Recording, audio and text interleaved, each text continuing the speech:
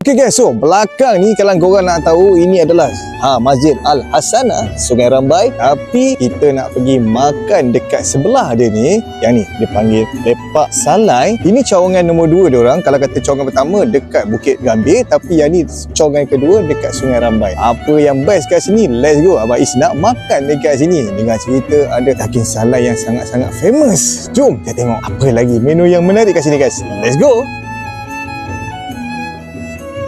Dekat sini korang kena layan diri sebab apa? Pilih lauk kat situ, lepas tu air dekat depan tu, lepas tu bayar tau, baru kau makan. So hari ni menu dia adalah ni, daging salai, ayam salai, ikan patin daripada Sungai Pahang guys. Tu bersama dengan ulam-ulaman. Makan lah, sekejap lagi nak rasa padu tak padu. Let's go.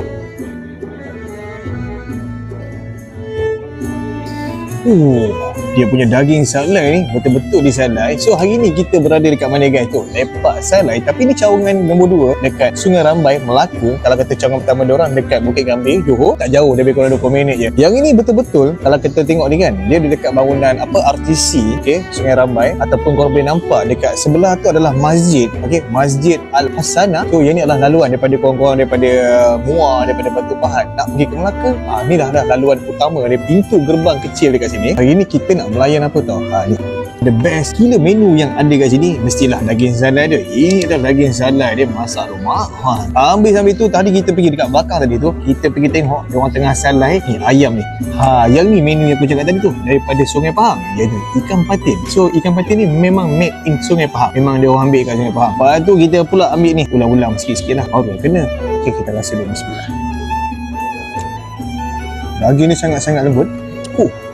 Bila kau dah gigit tu, dia punya rasa pedas tu baru terasa mat. Baru layan ni. Kita nak rasa dia punya ayam pula. Tadi kita pergi tengok dia salai belakang kan. Ni dia tak rasa kering walaupun disalai kan lama. Kau lihat dia tekstur dia ni nampak cantik, masak je tak ada mega, masak cantik. Yang penting kita nak rasa dulu adakah dia rasa kering atau tidak. Tak terkata, sedap mat. Cicah lagi makan. Ini ikan memang daripada original daripada Sungai Pahang. Yang penting nak tengok bau tak bau bau tempoyak kat situ. Bau hanyir tu memang tak ada lah.